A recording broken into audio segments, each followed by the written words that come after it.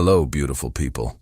First of all, I need to send a warm hug to 3 wonderful women whose messages really brightened my day. Sarah Anderson from Tampa, Florida, Olivia Parker from Boulder, Colorado, and Megan Brooks from Nashville, Tennessee. Thank you for being here with me. And you, where are you listening from? Before you dive into this story, I need you to understand something.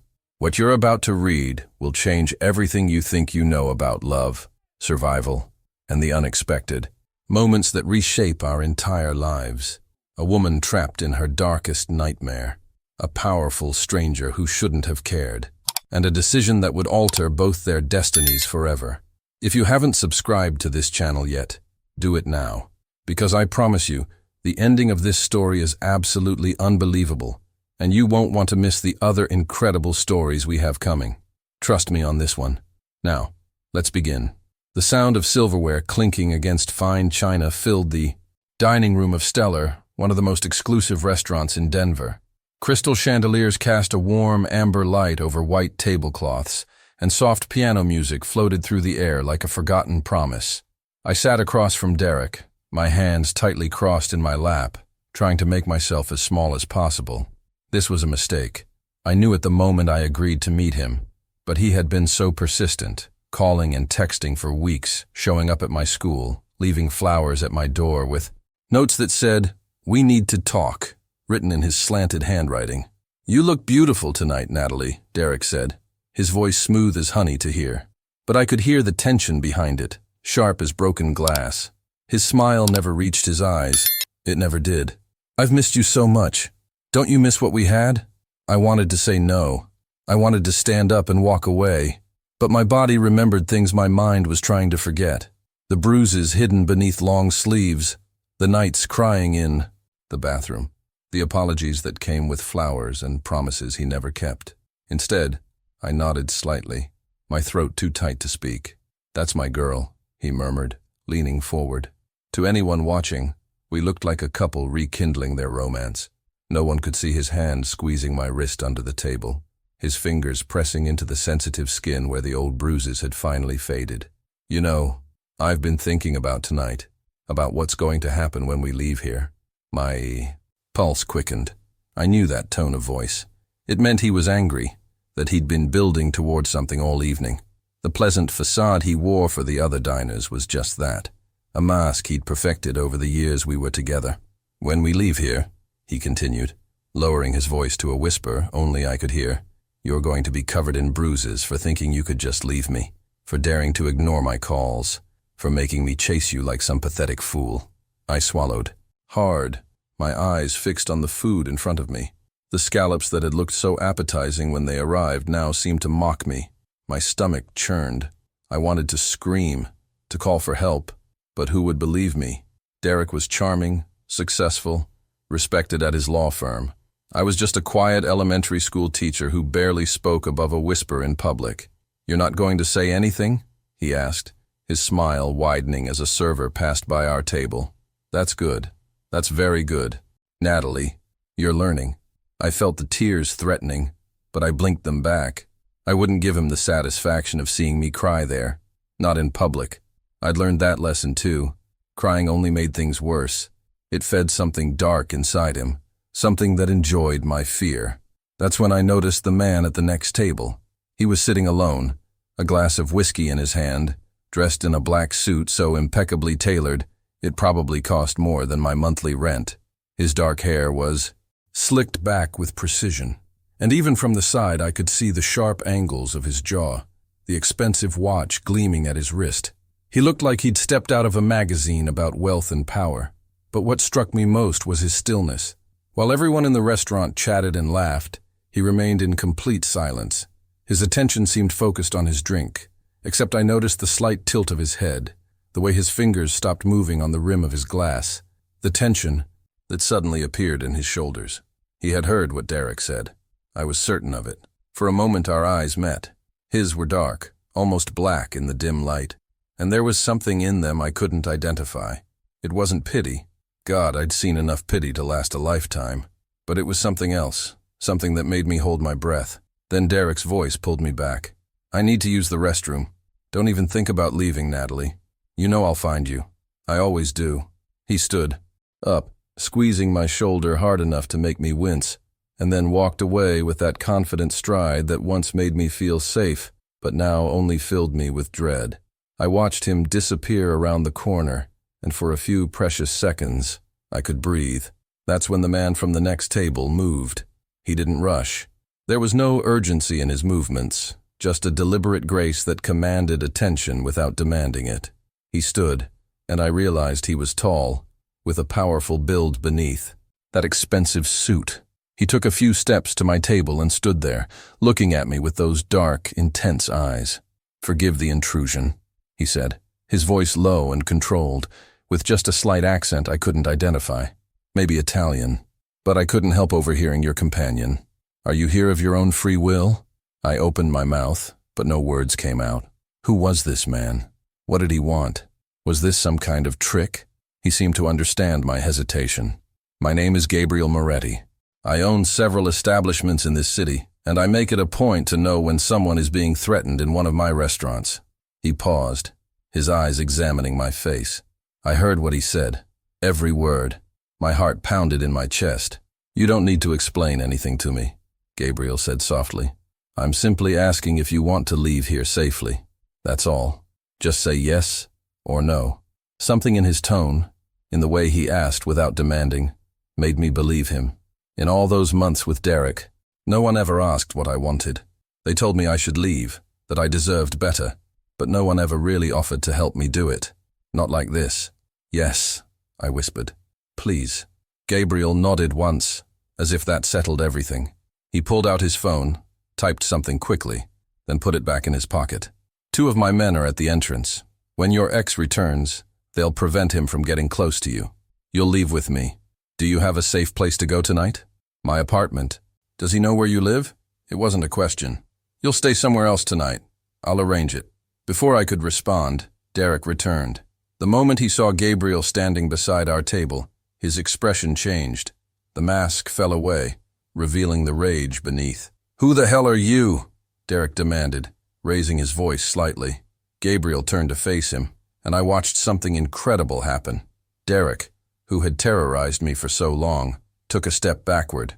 There was something in Gabriel's posture, in the way he looked at Derek, that radiated danger more effectively than any threat could. "I'm the man who heard every word you said to this woman," Gabriel replied calmly. "I know your name is Derek Mitchell. You work at the law firm Patterson & Associates. You drive a silver BMW, license plate MRK 447. You live at 2847 North Sherman Street, apartment 6B. Your mother's name is Patricia, and she lives in Aurora. Should I continue?" Derek's face went pale. "How do you—" "No, it doesn't matter how I know," Gabriel interrupted. "What matters is that you're going to leave this restaurant right now and never contact Natalie again. Not a call, not a text, not a surprise visit. Nothing. Do you understand? You can't just—" 2 large men in black suits appeared beside Derek.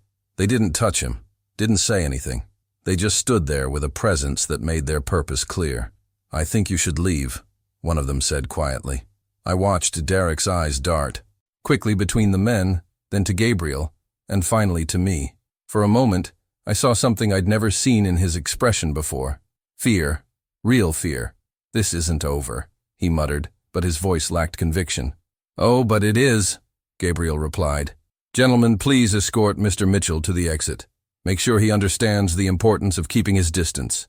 The 2 men escorted Derek to the exit. He went without resistance, casting one last look over his shoulder at me. But this time there was no threat in it, just confusion and something that looked almost like defeat. I sat there trembling, unable to process what had just happened.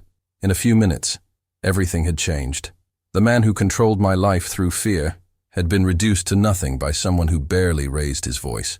Gabriel sat down in the chair Derek had left empty, maintaining a respectful distance. "Are you okay?" I don't understand," I stammered. "Why did you help me? You don't even know me." His expression softened slightly. "I don't need to know you to know that what I heard was wrong. No one deserves to be threatened like that, especially not in my restaurant." "Your restaurant? You said you owned several establishments, but Stellar is one of them." "It is," he confirmed.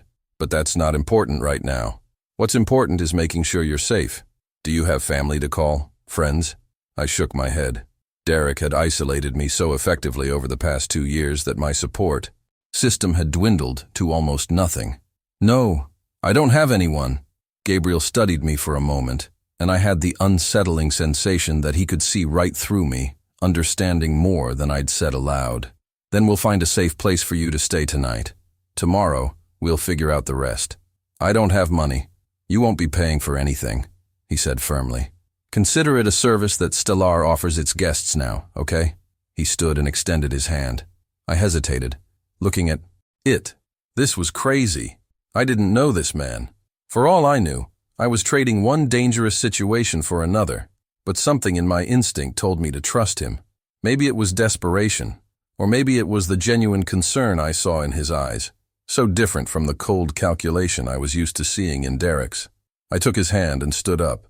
His grip was firm, but gentle, and when he led me to the exit, I felt something I hadn't experienced in years. Hope. It was fragile and uncertain, like the first green sprout emerging from winter soil, but it was there.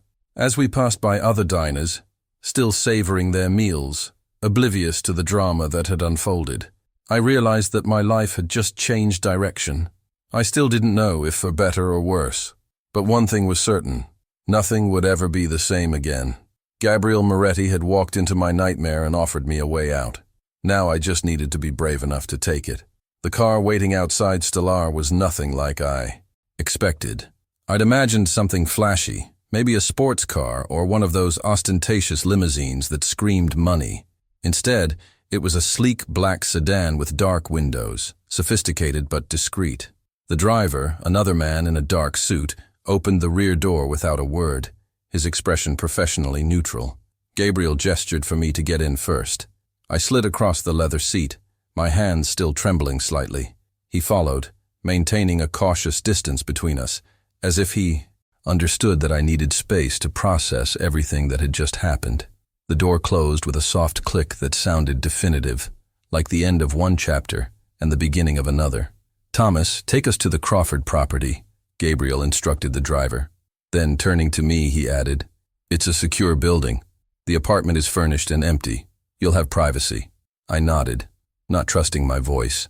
Through the window, I watched the streets of Denver pass by, the bright storefronts, the people walking hand in hand, the life I'd lost while trapped in Derek's web. It felt surreal, like I was watching a movie about someone else's escape instead of living my own. "You're probably wondering who I am," Gabriel said after a few moments of silence. His voice was calm, almost conversational, as if we were discussing the weather instead of the fact that he'd just rescued me from my abusive ex-boyfriend. What I do, why I was able to get rid of him so easily. The thought crossed my mind, I admitted quietly. A slight smile touched his lips. "I run a family business. We have interests in various sectors: restaurants, real estate, security, imports.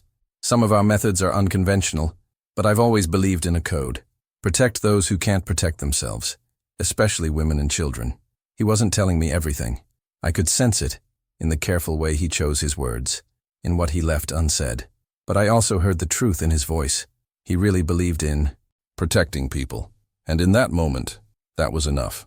"I don't have money to pay you for any of this," I said, needing him to understand. "I'm just a teacher. I barely make enough to cover my rent and student loans." "I told you, you won't be paying for anything," Gabriel replied firmly. "This isn't a debt, Natalie. It's simply the right thing to do." The way he said my name, softening the accent slightly on the vowels, made something vibrate in my chest. I suppressed the feeling.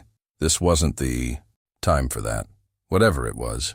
"How did you know all that information about Derek?" I asked. "You said his address, his license plate, everything so quickly." Gabriel pulled out his phone and showed me a text message. It was from someone named Marco and contained all the details he'd recited to Derek, with a timestamp just minutes after Gabriel had stood up from his table. "I have resources. When I saw you sitting there, saw the fear in your eyes, I had a feeling I might need information. Quickly. So I made a call." "That fast?" "That fast," he confirmed. "I employ people who are very good at finding information. It's part of how I protect my interests." The car stopped in front of a beautiful high-rise in downtown Denver. The Crawford, according to the discreet gold letters above the entrance. The building was all glass and modern architecture, the kind of place where I never imagined entering, let alone staying. Thomas opened the door, and Gabriel got out first, then extended his hand to help me out. I took it, still feeling like I was in some kind of dream. We passed through the automatic doors and entered a lobby that looked like it belonged to a luxury hotel. Marble floors, contemporary art on the walls, a huge floral arrangement on the center table that probably cost more than my monthly salary. The night doorman looked up from his desk, his eyes widening slightly when he saw Gabriel. "Mr. Moretti, good evening." "David, is the penthouse apartment ready?" "Yes." "Sir, I'll have the keys brought up immediately." We rode up in silence to the top floor. I saw our reflection in the mirrored walls. Gabriel, composed and powerful in his tailored suit, and me looking small and disheveled beside him despite my best dress. We were from completely different worlds, yet there we were, ascending to an apartment he owned because he'd decided to save me. The apartment was breathtaking.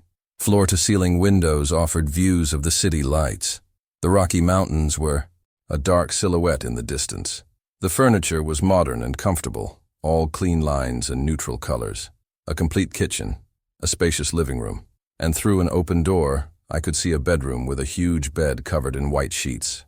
"The fridge is stocked with basics," Gabriel said, walking to the kitchen and opening it to show me. "If you need anything else, there's a phone by the bed. Dial 0 and ask for whatever you need. Food, supplies, whatever. It'll be delivered." I stood, in the middle of the living room, feeling overwhelmed. "This is too much. I can't." "You can, and you will," he interrupted gently. "At least for tonight.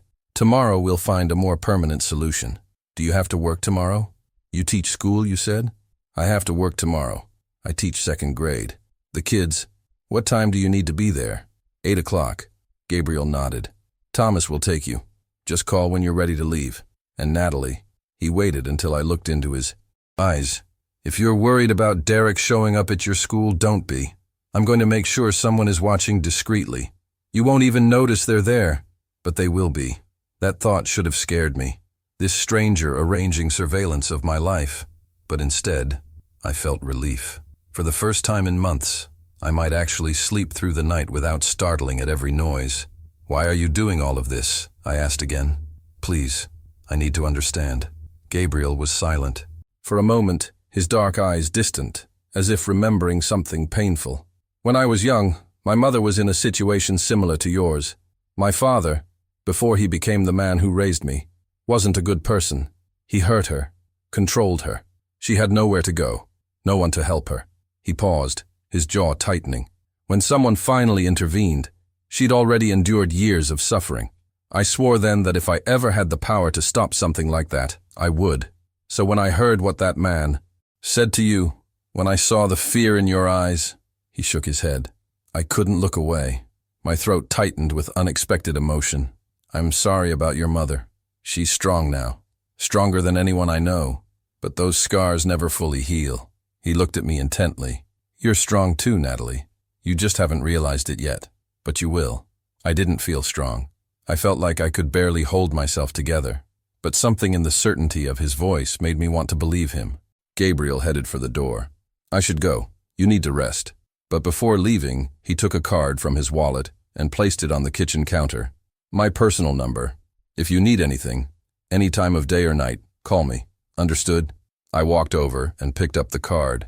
It was simple, just his name and a phone number embossed in black ink. "Thank you, Gabriel, for everything. I don't know how I'll ever—" "Don't thank me yet," he said with a slight smile. "Just focus on getting through tonight. Everything else we'll deal with as it comes." After he left, I stood alone in the apartment, listening to the silence. It was different from the silence in my old apartment, not oppressive or threatening, but peaceful, safe. I walked to the windows and looked out at the city, at all those lights representing lives being lived, and for the first time in years I felt like my own life might actually be worth living again. I took a long bath, washing away the fear and tension of the evening. The bathroom was stocked with expensive toiletries, soft towels, everything I could need.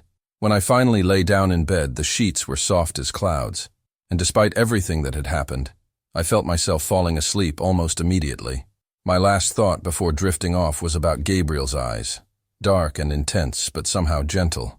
He'd promised to keep me safe, and somehow, impossibly, I believed him.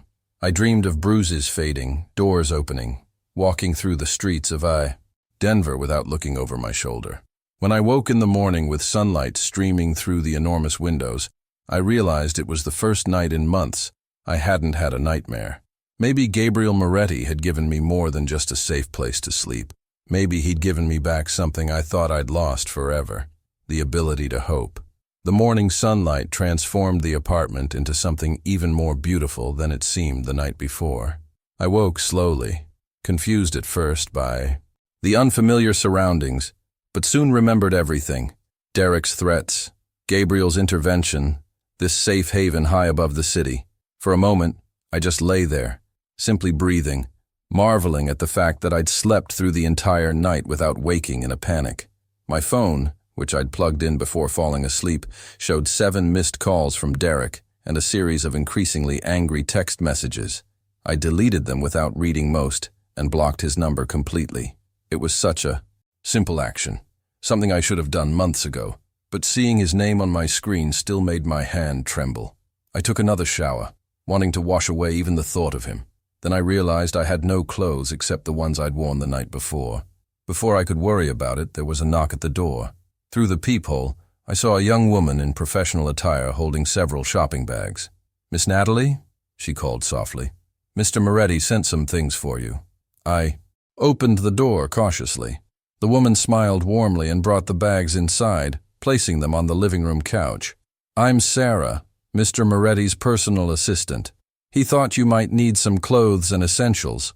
I took the liberty of choosing some basics, comfortable and professional pieces suitable for your work. If anything doesn't fit or isn't to your taste, just let me know and I'll exchange it immediately."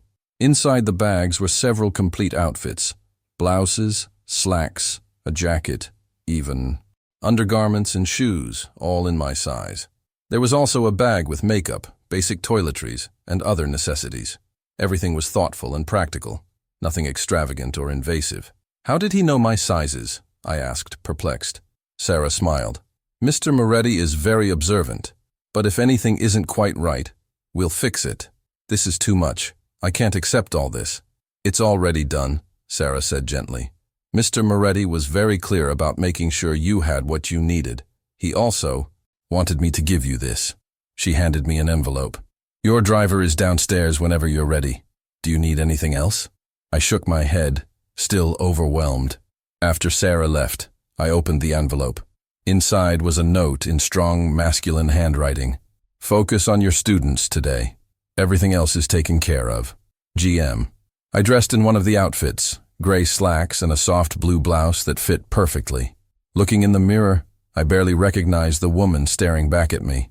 She looked calm, composed, like someone who had her life under control. It was a strange feeling. Thomas was indeed waiting downstairs. The drive to Franklin Elementary School, where I taught, was smooth and efficient. When we arrived at the main entrance, Thomas turned to me. "I'll park across the street. If you need anything, I have Mr. Moretti's number, but I'll also be here." "This really isn't necessary," I protested weakly. "Mr. Moretti believes it is," Thomas replied simply, and with all due respect, ma'am, after what I heard about what happened last night, I agree with him. My students were a welcome distraction. Their innocent enthusiasm, their questions and laughter, reminded me why I became a teacher. 7-year-olds don't care about your personal problems or complicated life. They just want to know if they can have more recess time and if you like the picture they drew of their cat.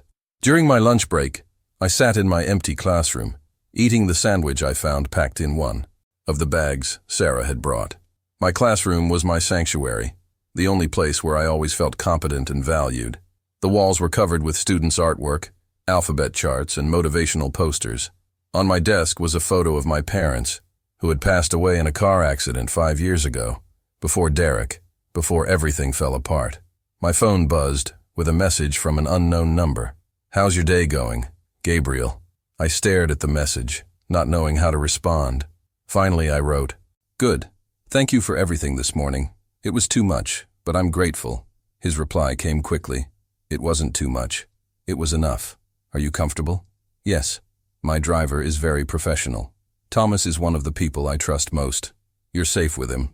I found myself smiling at the way he signed his messages. Formal, even in this informal medium. Before I could think too much, I wrote, "Can I ask you something? Anything. What do you get out of this?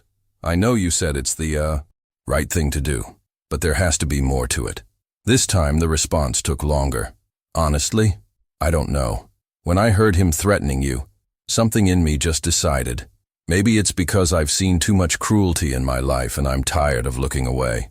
Or maybe it's because when you looked at me last night, I saw someone who deserved better than what she was getting. Does that answer your question? I think so. Thank you for being honest. I'll always be honest with you, Natalie. That's a promise. The rest of the school day passed in a blur. When the final bell rang and my students scattered, I felt reluctant to leave the safety of my classroom. But Thomas was waiting, patient and professional, and I knew I couldn't hide there forever. On the way back to the apartment, I made a decision.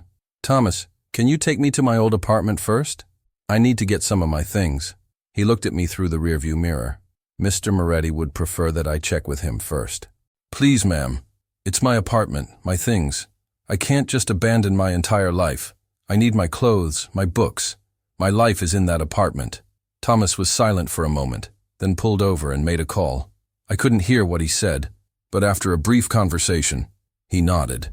"Mr. Moretti says I should accompany you inside and that we shouldn't stay long. He's sending additional backup." When we arrived at my building, a modest 3-story in a decent but unremarkable neighborhood, another of her car was already there. 2 more men in dark suits got out, and I realized this was what Gabriel's world was like. Protection, security, people trained to handle threats I'd never even considered before. Inside my apartment, the space felt strange to me now. Even though I'd lived there for 3 years, it seemed smaller, darker, filled with memories I wanted to forget. The men stayed at the door while I quickly gathered clothes, books, my laptop, and a few sentimental objects. My mother's jewelry, photos, my favorite coffee mug that my students had decorated as a gift. I was packing my last things when I heard voices in the hallway. My blood ran cold. I knew that voice. I said I'm her boyfriend. She probably left her keys inside. "If you'll just let me." "Sir, you need to leave now." It was Thomas, his voice hard and unyielding. "Who the hell are you?" "Natalie. Natalie, I know you're in there. We need to talk." I froze, my hands clutching a sweater I'd been folding. The 2 other men, positioned themselves, blocking the door. Thomas spoke again, his voice louder now. "Sir, you were warned to stay away. You're violating that warning." "Violating? You can't legally stop me from seeing my girlfriend." "Ex-girlfriend!" I shouted, surprising myself with the strength in my voice. "And you need to leave, Derek. Right now." There was a moment of silence. Then Derek's voice changed, turning into that persuasive tone I knew all too well. "Honey, please. I just want to talk. I'm sorry about last night. I had too much to drink. You know I didn't mean those things." "Yes, you did." I walked to the door, standing behind Thomas, more visible now. "You meant every word. And I'm done, Derek. We're done. Don't call me. Don't text me. Don't come to my school or my home. If you do, I'll get a restraining order." His expression darkened. "You think you can just walk away? You think some thugs are going to protect you forever? I know people too, Natalie. I'm a lawyer. I can make your life hell." "Actually," said a new voice from the end of the hallway, "I think you'll find that's not possible." Gabriel appeared, walking toward us with that same controlled grace I'd seen at the restaurant. He was dressed more casually today, dark jeans and a black shirt, but he still exuded that aura of authority. "Mr. Mitchell, we meet again. I thought I'd been clear last night." "You have no right." "I have every right," Gabriel interrupted coldly. "You see, after our conversation yesterday, I had my team look into you more thoroughly. Turns out you have quite an interesting history. 3 previous girlfriends with similar stories, police reports that were mysteriously filed away, a sealed juvenile record, which isn't as sealed as you might think." Derek's face went pale. "You can't do that." "I can, and I did. I've compiled quite a comprehensive file. I also had a very interesting conversation with a partner at your firm about your behavior toward female colleagues. Apparently, there have been complaints, confidential complaints, but again, not as confidential as you might expect. Gabriel stepped closer, and I watched Derek actually retreat. Here's what's going to happen. You're going to forget Natalie exists. You're going to delete her number, forget her address, and never mention her name again. If I find out you so much as drove past her school, I'll make sure that file reaches every desk at Patterson & Associates, with copies sent to the state bar. Do you understand? That's blackmail. No, Gabriel said calmly. That's protection. There's a difference. Now leave. My patience isn't infinite. The two men advanced, and Derek finally seemed to understand he was outmatched. He looked at me one last time, and I saw something in his expression I'd never seen before. Not love, not even anger, but a cold possessiveness, like I was a toy someone had taken from him. This isn't over, he muttered. Yes, Gabriel said, his voice cold as ice. It is. After Derek left, escorted down the stairs by the two men, I realized I was trembling. Thomas had already gone back to check my apartment. Gabriel approached slowly, carefully reading my body language. Are you okay? He asked. I don't know, I admitted. I was so scared when I heard his voice, but I spoke up. I told him it was over. That took courage. It took knowing you were nearby, I corrected. Otherwise, I wouldn't have had the strength. You have more strength than you think. You just needed someone to remind you. He looked at the boxes Thomas had started carrying downstairs. Let's get you back to the Crawford. You've had enough stress for one day. As we drove away from my old apartment, I watched it disappear in the side mirror and felt an unexpected sense of relief. That place, those memories, that life, I was leaving it all behind. It should have been scary, this leap into the unknown. Instead, it felt like freedom. In the 2 weeks that followed, a strange new routine emerged. I went to work every day with Thomas driving me back and forth.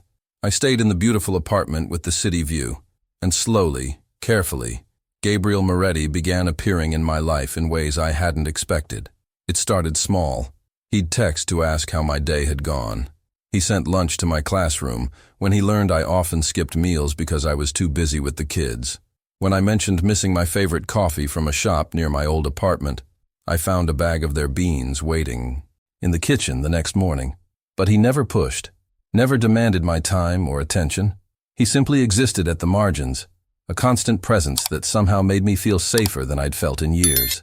One evening, about 10 days after the restaurant incident, there was a knock at the apartment door. Through the peephole, I saw Gabriel holding what looked like bags of food and a bottle of wine. I hope I'm not bothering you, he said when I opened the door. I thought you might be tired of eating alone. I should have said no. I should have maintained boundaries with this man who had disrupted my entire life. Instead, I found myself stepping aside to let him in. I didn't know what you liked, so I brought options, he said, placing the bags on the kitchen counter. Italian from Rosario's, Thai from Golden Lotus, and sushi from Yuki's if you prefer something lighter. You brought enough food for 10 people, I observed, unable to hide my smile. I wanted to make sure you had choices. You've had so few choices lately. He said it casually, but I sensed the weight behind the words. He understood more than I'd imagined. We ended up eating Thai food, pad Thai and green curry that tasted like heaven, sitting at the dining table with the city lights twinkling below us. Gabriel asked about my students, and I found myself sharing stories I hadn't told anyone in months. About Emma, who couldn't sit still but had the kindest heart. About little Marcus, coincidentally the same name as my driver, who struggled with reading but never gave up. About the whole beautiful, chaotic world of second graders who still believed adults could fix anything. You love them, Gabriel observed. I do. They're the reason I kept going when things were bad. I couldn't let them down. Even if you were letting yourself down? You weren't letting yourself down, Natalie, he said gently. You were surviving. There's a difference. We talked for hours about everything and nothing. He told me about growing up in his family, about the weight of expectations and the price of power. I told him about losing my parents, about the loneliness that made me vulnerable to someone like Derek. I thought he was saving me, I admitted. I was alone, grieving, struggling with bills, and just existing. He seemed so stable, so put together. I thought I was lucky that he noticed me. He was the lucky one. Gabriel said softly, and he was too stupid to realize it. Something in his tone made me look up from my wine glass. He was watching me with an intensity that should have frightened me but didn't. His dark eyes held something I couldn't identify. Admiration, perhaps, or something deeper. "Gabriel," I began, not quite sure what to say. "I should go," he said, standing abruptly. "It's late. You need to rest." "You don't have to go." "I do." He headed for the door, then stopped. "Natalie, I need you to know something. I'm not doing this because I expect anything from you. I'm not trying to replace what you had, or insert myself into your life possessively. I just want you to have space to figure out who you are without fear. That's all." After he left, I sat in the silent apartment thinking about his words. The thing was, I was starting to realize that Gabriel Moretti, dangerous man, powerful boss, protector of those who couldn't protect themselves, was becoming more than just my benefactor. He was becoming something I hadn't expected, a friend. The weeks that followed fell into a similar pattern. Gabriel visited occasionally, always bringing food, always respecting my space. We'd talk for hours, and I began to see beyond the intimidating exterior to the man beneath. He was smart, surprisingly funny, and carried a sadness that mirrored my own. One Saturday, he invited me for a walk along the Cherry Creek Trail. I'd been cooped up in the apartment and school for weeks, and the idea of fresh air and sunshine was irresistible. "I need to tell you something," Gabriel said as we walked, watching joggers and cyclists pass by. "I've been looking into getting you a new apartment, something in your name in a secure building. I know you can't stay at the Crawford forever." My heart sank. Of course, this arrangement couldn't be permanent. "I appreciate everything you've done, but I can't afford. The building I'm thinking of has income-controlled units for teachers. It's actually within your budget. I happen to own the building, which means I can expedite the application process and make sure you get a unit on a higher floor with good security." "You own apartment buildings for teachers?" "I own many apartment buildings. Some of them are affordable. It's good business, stable tenants, steady income. But in this case, yes, I'm using my ownership to help you." I thought about it. It wasn't charity if I paid fair rent, and I needed a place of my own, something that was mine. "Okay, thank you." We walked in comfortable silence for a while. The sun was warm on my face, and for the first time in months, I felt like a normal person doing normal things. Not a victim, not a charity case, just a woman taking a walk on a beautiful day. "Can I ask you something personal?" I ventured. "Always. Are you married? Is there someone?" Gabriel was silent for a moment. "I was married, a long time ago. It didn't work out. She wanted a different life than I could give her. No children, no current romantic involvements. My work doesn't leave much room for relationships." "That sounds lonely." "It is," he admitted, "but it's safer for everyone involved. A man in my position, with my resources and my enemies, because I know now that he must have enemies, couldn't afford normal relationships. People close to him would always be in danger." "And you?" he asked. "Before Derek, was there anyone?" "A boyfriend in college. We ended amicably when we realized we wanted different things. He wanted to travel the world. I wanted to teach and put down roots. We're still friends on social media, that distant kind where we like each other's posts, but never actually talk." "And after all this, what do you want now?" I considered his question seriously. "I want to feel safe in my own skin. I want to go to work without looking over my shoulder. I want to come home to a place that's mine and not feel afraid. I want to remember who I was before Derek and figure out who I can be after him." "You'll have all of that," Gabriel said with certainty. "I'll make sure of it. You can't protect me forever." "No," he agreed, "but I can protect you long enough for you to learn to protect yourself." A month after that night at Stellar, I moved into my new apartment. It wasn't as luxurious as the Crawford penthouse, but it was perfect. A one-bedroom on the 8th floor of a well-maintained building in a safe neighborhood. I could afford the rent. It had a doorman. The windows had locks that worked. It was mine. Gabriel helped me move, along with Thomas and Sarah. They brought the furniture I'd chosen, helped me arrange everything, and by the end of the afternoon it looked like a real home. My books on the shelves, my mother's paintings on the walls, my favorite coffee mug in the kitchen cabinet.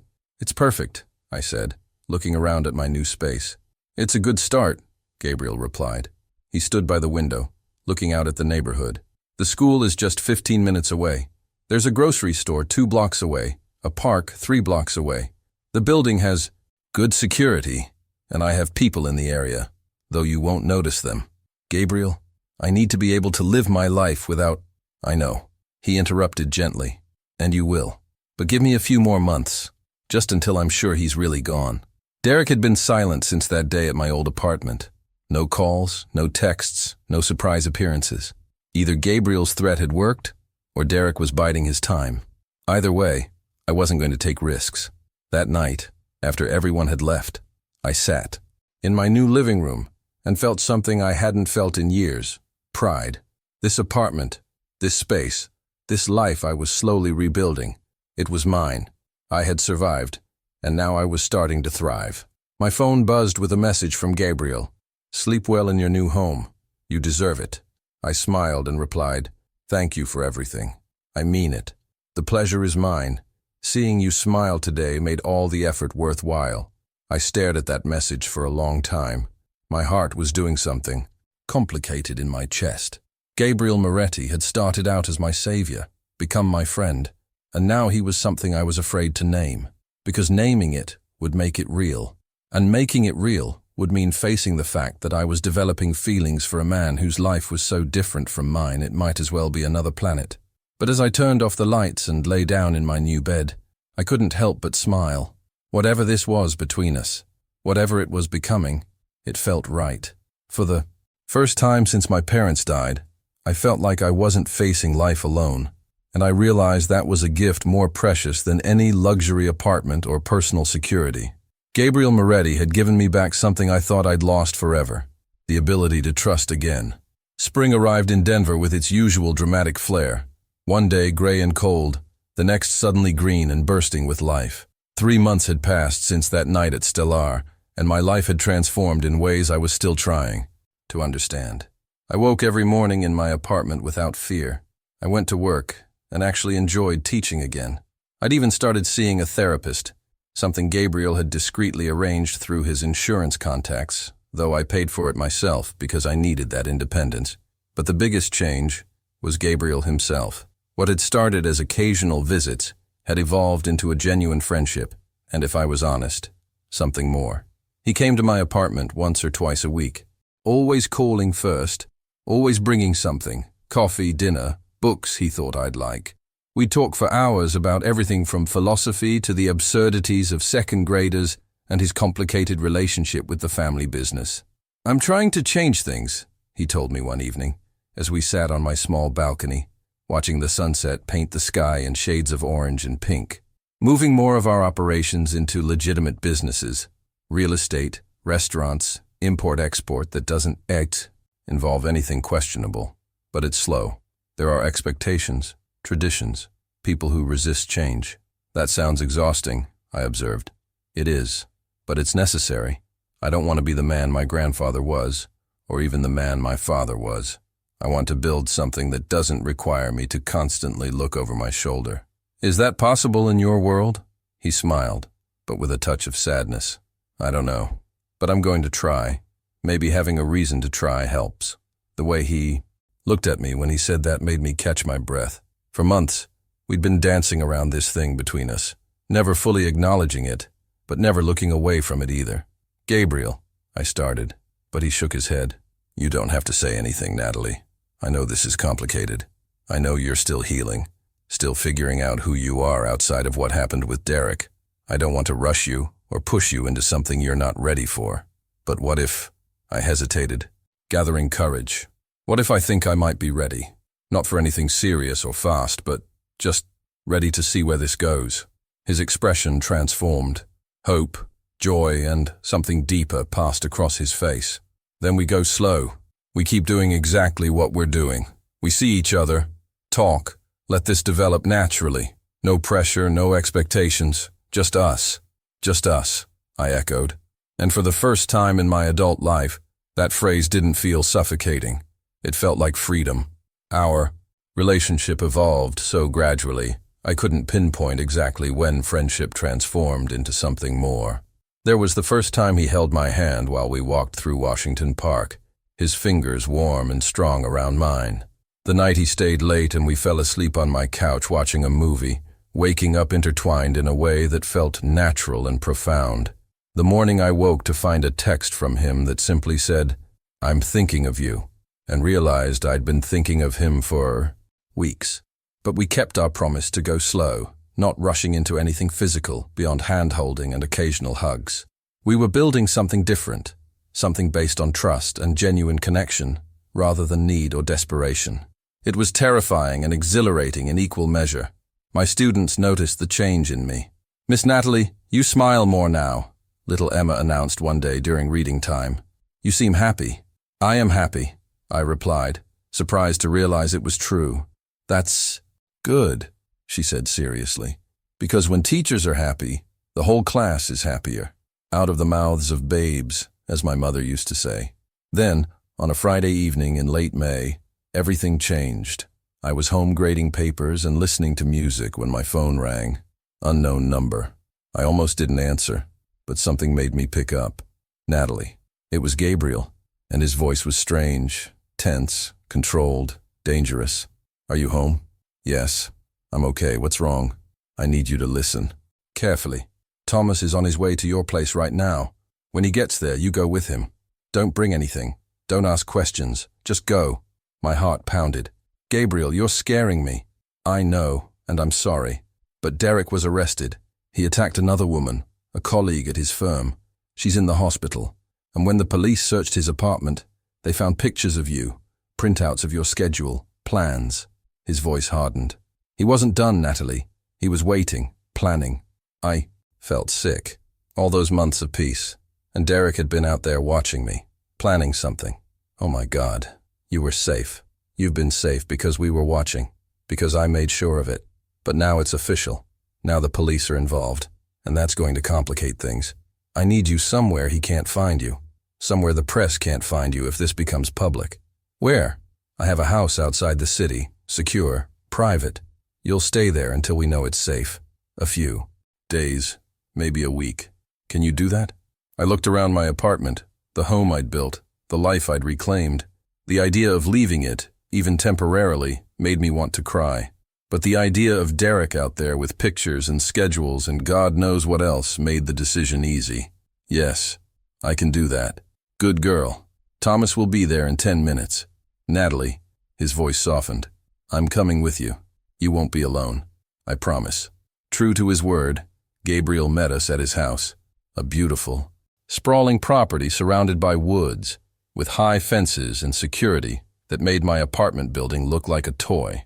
It was private, isolated, and under any other circumstances would have been peaceful. That first night, I couldn't stop shaking. The reality of what could have happened, of what Derek had been planning, hit me in waves. Gabriel found me on the back deck, staring into the darkness, tears streaming down my face. "Hey," he said softly, sitting beside me. "Talk to me." I thought I was free. I thought it was over. But all this time, he was out there watching me, planning. I couldn't finish the sentence. He didn't succeed. He won't succeed. He's going to prison. And Natalie, the woman he attacked, she survived. She's pressing charges. And with the evidence they found combined with your testimony and the other victims, he's finished. His legal career is over. His freedom is over. You won. I turned to look at him, and in the moonlight I could see the intensity in his eyes. This man, this complicated, dangerous, unexpectedly gentle man, had saved me not just that night at the restaurant, but every day since. He'd given me space to heal, time to find myself, protection when I needed it, and friendship when I longed for it. "I don't know how to thank you," I whispered. "You don't thank someone for caring," Gabriel replied. "That's not how it works." "How does it work?" He reached out and gently wiped my tears. "You give the caring back. You let yourself be happy. That's all I want, Natalie. Your happiness, with or without me. Though to be honest, I'm hoping it's with me." I laughed despite everything, despite the fear, the trauma, the uncertainty. "I want the with you option too." "Yeah?" The hope in his voice was heartbreaking. "Yeah." I took his hand, intertwining our fingers. "You saved me, Gabriel. Not just from Derek, but from myself. You showed me I deserved better. that I could have better. You never pressured me, never demanded, never made me feel like I owed you anything. Do you know how rare that is? You don't owe me anything now either, he said firmly. I need you to know that. If we do this, if we try this thing between us, it's because we both want it, not out of gratitude or obligation. I know. And what I feel for you has nothing to do with what you did for me that night. It's about who you've been for me every day since then. You're my friend, Gabriel. The best friend I've had in years. And you're also more than that. He pulled me closer, wrapping me in his arms in an embrace that felt like coming home. We stayed that way for a long time, under the stars, surrounded by the sounds of the night forest. We'll figure it out, he murmured into my hair. Whatever comes next, we'll face it together. No more shadows, no more fear. Just forward, into whatever this becomes. Together, I echoed, and felt something in my chest settle. Peace. That's what it was. After months of chaos and uncertainty, I'd found peace in the arms of the most unlikely person imaginable. The irony wasn't lost on me. I'd fled one dangerous man only to fall in love with another. But Gabriel Moretti was dangerous in a different way. He was dangerous because he made me want things I'd stopped believing in. Love, partnership, a future that didn't revolve around fear. And as we sat there in the moonlight, I realized that trauma and healing aren't linear. You don't survive something terrible and simply move on. You carry it with you, but you can also choose who helps you carry it. I chose Gabriel, just as he chose me. Whatever came next, whatever challenges we faced, I knew we'd face them together. And for now, that was enough. The week at Gabriel's country house passed in a strange bubble of time. The police came to take my statement, detailing every threat Derek had made, every instance of abuse I could remember. It was painful, bringing up memories I'd tried to bury, but Gabriel sat beside me through the entire process, his presence a steady anchor. The detective on the case, a woman named Rodriguez, was kind but direct. Miss Natalie, I want you to understand something. With the evidence we found, combined with your testimony and the recent victims, Derek Mitchell is going away for a long time. Multiple charges, assault, stalking, violation of protective orders. His lawyer friends can't save him this time. And the woman he hurt? I asked. She's recovering physically. She'll be okay. Detective Rodriguez sighed. Emotionally, that takes longer, as you know. But she's brave. She's pressing charges, cooperating fully. She said knowing there was another victim made her feel less alone. After the detective left, I sat processing everything. Another woman had been hurt because I escaped. The guilt was overwhelming. Stop, Gabriel said, sitting beside me. He'd learned to read my expressions over these months. I know what you're thinking, and you need to stop. You're not responsible for what Derek did to that woman. He is. His choices, his violence, his sickness. That's his fault, not yours. But if I had reported him sooner, he would have gotten away with it, Gabriel interrupted.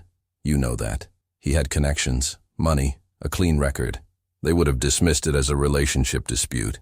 Don't do this to yourself, Natalie. Don't let him take anything else from you. I knew he was right, but knowing and feeling are different things. It would take time to fully believe it. That night, unable to sleep, I found Gabriel in his office working on something on his laptop. He looked up when I appeared in the doorway, his expression immediately concerned. Can't sleep. Too much in my head. Can I sit with you for a while? Always. He closed the laptop and patted the couch beside him. I curled up next to him, and he put an arm around me, pulling me close. We sat like that in comfortable silence, and gradually I felt my racing thoughts begin to slow. Tell me something good, I asked. Something that has nothing to do with any of this. Gabriel thought for a moment. My sister is getting married in September. She's been planning this wedding for 2 years and is driving everyone crazy with the details. Last week she called me in a panic because the florist mixed up her order and sent peonies instead of roses. I had to spend 20 minutes calming her down and reminding her that flowers are flowers. I smiled. I didn't know you had a sister. Isabella. She's 5 years younger than me. Works as a pediatric surgeon and has no idea what I really do for a living. She thinks I'm a boring real estate developer who happens to own restaurants. She doesn't know. I've kept her away from the family business since she was little. Sent her to different schools. Made sure she had a normal life. She's the one good thing our family produced. and I wasn't willing to let her be dragged into the darkness. I heard the love in his voice, the protectiveness. She sounds wonderful. She is. You'll meet her someday if you want. Fair warning, though. She'll ask a million questions and probably plan our entire future 5 minutes after meeting you. The casual way he mentioned our future made my heart skip. We'd been dancing around this thing between us, but he'd just acknowledged it as a given, as if we had a future together. I'd like to meet her, I said softly. Good, because I'm terrible at family events alone and need moral support. We talked for hours that night about his family, my memories of my parents, our childhoods, our dreams. It was the kind of conversation that strips away masks and leaves you exposed, honest, connected in ways that go beyond the surface. At some point, I must have fallen asleep, because I woke up in Gabriel's bed, fully dressed, carefully tucked under the covers, with a note on the nightstand. You fell asleep on the couch. Couldn't leave you there all night, but couldn't let you wake up alone either. I'm downstairs if you need me. Such a Gabriel gesture, thoughtful, respectful, caring. I lay there for a moment, looking around his room. It was masculine but comfortable, with books on the nightstand and photos on the dresser. I got up and looked at them. A younger Gabriel with an older couple who must have been his grandparents. Him with a beautiful dark-haired woman who had the same smile, probably Isabella. A few others I didn't recognize. No photos of his ex-wife. Whatever relationship they'd had, he'd left it, firmly in the past. I found him in the kitchen making coffee and eggs. "Good morning," he said, smiling when he saw me. "Hope you don't mind that I moved you. You seem so uncomfortable on the couch." "I don't mind. Thank you for being a gentleman." He poured me coffee, remembering without asking that I took it with cream and 1 sugar. "Detective Rodriguez called this morning. They formally charged Derek. His bail hearing is this afternoon, but she doesn't think he'll get bail given the severity of the charges and the flight risk." Relief washed over me. "So it's really over. It's really over. You can go home. Back to your life, back to your students. He can't touch you anymore. Home, my apartment, my classroom, my routine. I'd been here less than a week, but somehow this place, with Gabriel, had become its own kind of refuge." "When are you going back to the city?" I asked. "When you're ready. I've been working remotely, so there's no rush. Unless you need space. Need to process all this alone." Did I? A week ago, I would have said yes. I'd been so focused on rebuilding my independence, on proving I could stand on my own. But I was learning that independence and connection weren't mutually exclusive. I could be strong and still want someone beside me. I could support myself and still choose to lean on someone when I needed it. "I don't need space," I said, "but I think I'm ready to go home. To normal life, whatever that means now." We returned to Denver that afternoon, the city skyline appearing on the horizon like an old friend. Thomas dropped us at my building, and Gabriel walked me up to my apartment, carrying the small bag I'd packed. "Should I leave you to settle in?" he asked at my door, and I could hear the reluctance in his voice. "Stay," I said impulsively. "For dinner. We can order food, watch a movie, be normal for a night." His smile was worth the risk of asking. I'd like that. We ordered Thai food again. Apparently it had become our custom, and settled on the couch with a movie neither of us paid much attention to. Instead, we talked, laughed, and at some point between the main course and dessert, Gabriel took my hand. "Natalie, I need to say something, and I need you to hear me out." I turned to face him completely, my heart beating faster. "These past few months with you have been unexpected. I didn't plan to feel this way. I didn't think I was capable of it anymore. But you reminded me that there's more to life than business and obligations and holding power. You made me want things I'd stopped believing in, a real relationship, a partnership, maybe even—" He paused, looking almost vulnerable. "Maybe even love." Tears sprang to my eyes. "I'm not asking you to say the same thing," he continued quickly. "I know you're still healing, still figuring things out. I just needed you to know where I stand, what this means to me. You're not just someone I helped, Natalie. You're someone I want in my life, in every way. That matters. If you'll have me." I thought of all the ways I could respond, all the logical reasons to move slowly, to be cautious. But then I thought about who Gabriel had been to me from the beginning. Not my savior, though he had saved me, but my friend. my partner, my unexpected anchor in the storm I'd been drowning in. "I'm falling in love with you," I said, the words feeling both terrifying and liberating. I tried not to. Tried to keep things separate, but I can't. You're everything I didn't know I needed. You're safe and exciting and challenging and comfortable all at once. And I don't know what the future looks like, but I know I want you in it. He cupped my face in his hands, his touch gentle. "Can I kiss you?" "I've been waiting for you to ask." The kiss was soft, careful, full of promise rather than demand. It tasted of possibility, of second chances, of everything that had gone wrong somehow leading to this perfect moment. When we parted, we were both smiling. "Well," Gabriel said, his voice slightly breathless, "that was worth waiting for." I laughed, feeling lighter than I had in years. "What happens now?" "Now we figure it out together. No rush, no pressure. We date like normal people, or as normal as we can be given my situation. We see where this goes. And whenever you need space, time, or just to slow down, you tell me." "Deal." He stayed that night, sleeping on my couch despite my half-hearted protests that he could stay in the bed. But when I woke in the middle of the night from a nightmare, Derek, his threats, the fear, Gabriel was there in seconds, holding me until the trembling stopped. "I'm here," he murmured. "You're safe. He can't hurt you anymore." And for the first time, I truly believed it. The months that followed weren't always easy. I had moments of panic, moments when intimacy felt scary, days when the trauma resurfaced and threatened to pull me under. But Gabriel was patient, never pushing, always present when I needed him, and giving me space when I didn't. We built something real, something based on trust and genuine affection rather than need or crisis. He met my colleagues at a school fundraiser and charmed everyone.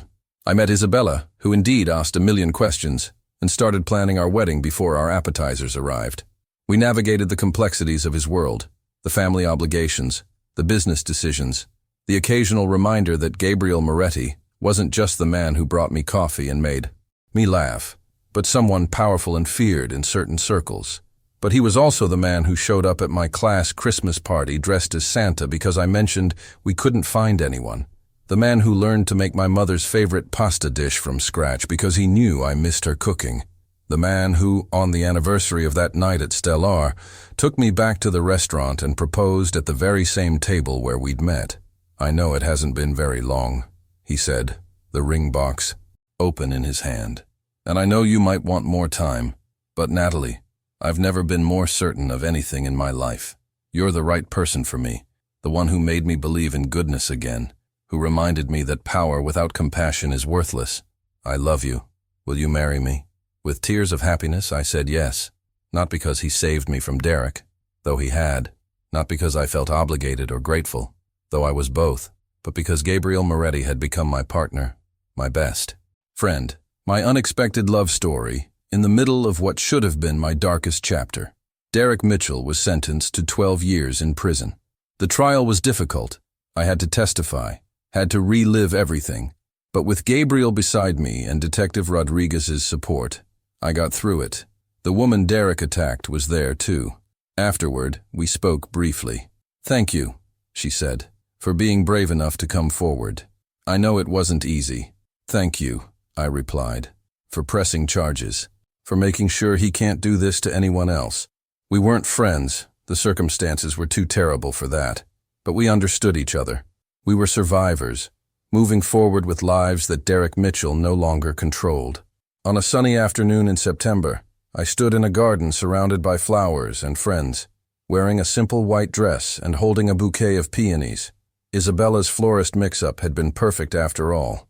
Gabriel waited at the end of the aisle, dressed in a black suit, looking at me like I was the only person in the world. As I walked toward him, I thought about that night at Stellar, how terrified I'd been, how hopeless everything seemed. I thought about the man who heard a threat and decided to act, who gave me safety when I needed it most, who became so much more than my protector. "Hi," Gabriel said when I reached him, his voice thick with emotion. "Hi," I replied, smiling through happy tears. The ceremony was beautiful. The vows were sincere. But what I remember most is the moment afterward, when Gabriel pulled me close and whispered, "Thank you for giving me a reason to be better. Thank you for choosing me." "Thank you for seeing me when I couldn't see myself," I whispered back. "Thank you for reminding me what love is supposed to feel like." And as we walked down the aisle together, hand in hand, I realized that sometimes the worst moments of our lives lead us exactly where we need to be. Derek's threats had brought me to that restaurant. Fear had kept me in that chair. But courage, my courage, and Gabriel's intervention had started something neither of us expected. Love doesn't always arrive the way we think it will. Sometimes it shows up in the middle of a trauma, wearing an expensive suit and speaking with quiet authority. Sometimes it comes from the most unlikely person, at the most impossible moment, changing everything we thought we knew about ourselves and what we deserved. Gabriel Moretti saved me that night. Yes, but more than that, he showed me I was worth saving. And in learning to love him, I learned to love myself again too. That's the real happy ending. Not finding someone powerful to protect me, but finding someone who helped me remember my own power. Not being rescued, but being given the space and support to rescue myself. And together, we built something beautiful from the ashes of what should have destroyed me. That's not just survival. That's victory.